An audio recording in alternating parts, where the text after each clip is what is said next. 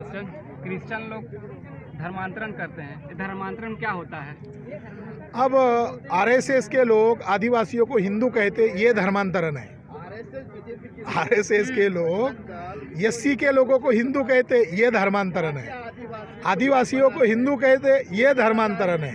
पिछड़े वर्ग के लोगों को हिंदू कहते, ये धर्मांतरण है। भारत के संविधान में कहाँ हिंदू लिखा है? भारत के संविधान में एससी एसटी ओबीसी लिखा है। कहाँ हिंदू लिखा है? और ब्राह्मणों के धर्म ग्रंथ में हिंदू शब्द कहाँ है? रामायण में हिंदू शब्द नहीं है, गीता में हिंदू शब्द नहीं, महाभारत में हिंदू शब्द नहीं है। और आरएसएस जिसको आदर्श मानते हैं, स्वामी दयानंद सरस्वती, उसने सत्यार्थ प्रकाश नामक किताब लिखा और उसके पेज नंबर 181 पर लिखा, हिंदू मुगल मुसलमानों के द्वारा दी हुई गाली है। आपको 1874 में गाली लग रही थी, आज गर्व कैसे लग रहा है?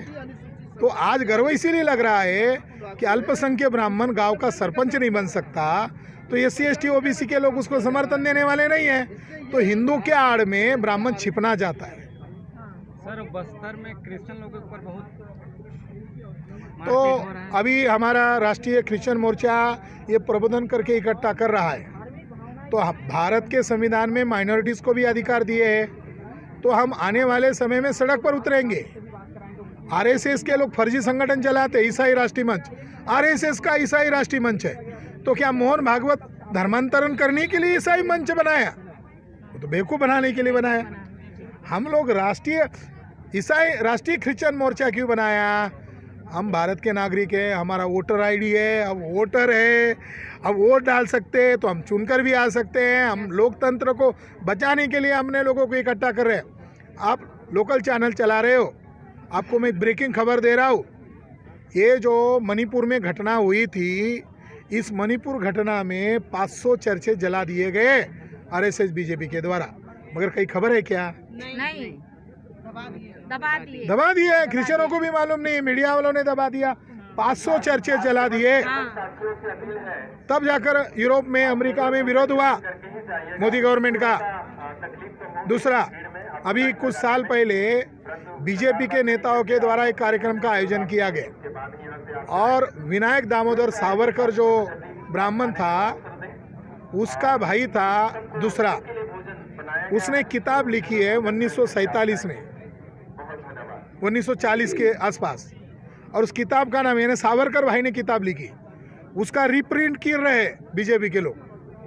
और उसका समारोह में बीजेपी का नेता कह रहा है, किताब का टाइटल क्या है? जीसस तमिल ब्राह्मण थे, किताब का टाइटल। यानी तुम्हारे नेता ब्रिटिश भारत में किताब लिख रहे हैं कि जीसस तमिल ब्राह्मण थे, और उसको अभी तुम रीप्रिंट करके पब्लिश कर रहे हो। तो ये ईसाइयों को गुलाम बनाने का, गुमराह करने का कार्यक्रम है। जैसे बौद्ध धर्म को ख़त्म किया मगर ख़त्म नहीं हुआ, तो ब्राह्मणों ने क्या किया? बुद्ध को विष्णु का अवतार घोषित किया, और विष्णु का अवतार घोषित करके बौद्ध धर्म खत्म किया।